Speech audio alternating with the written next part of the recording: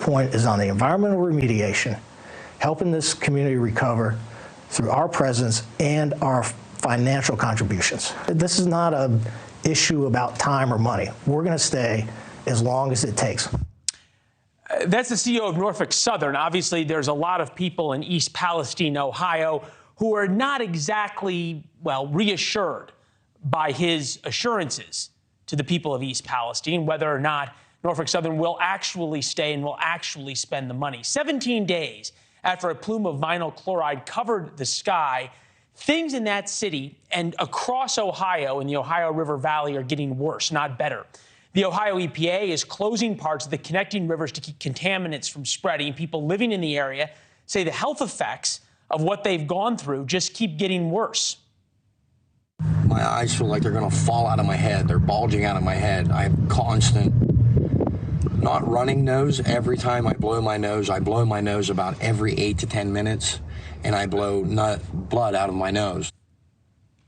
And it's not just the air. Our Rich McHugh examined the waters in nearby rivers. So a couple of miles outside of town, this is Leslie Run. I'd heard this is happening. I didn't quite believe it, but watch this. So when you stick this stick in the water, all the chemicals come to the surface in like rainbows. It's quite alarming.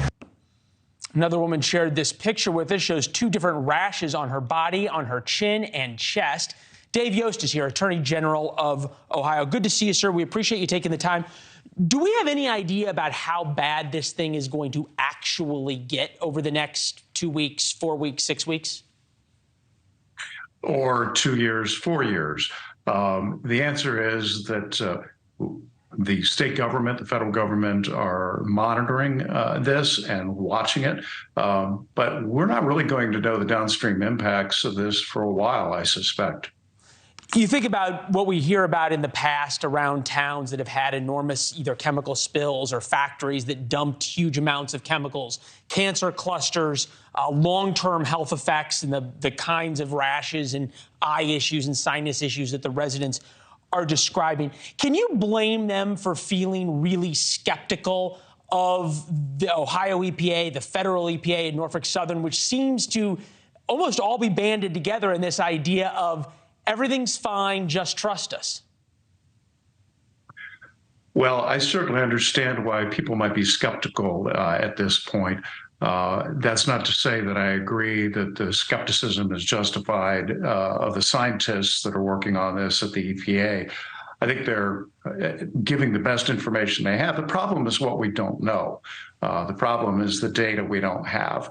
And we're going to keep working on it. But here's my commitment. As the Attorney General, I don't run the emergency response, obviously, but I do run the lawsuits. And we are going to make sure that the people who are responsible are held responsible. I'm going to stick up for the people of Ohio and the people of East Palestine. Well, they certainly seem to need it, at least based on how they've been treated by Norfolk Southern over the past couple of weeks. At the same time, can you ever make anybody whole in that?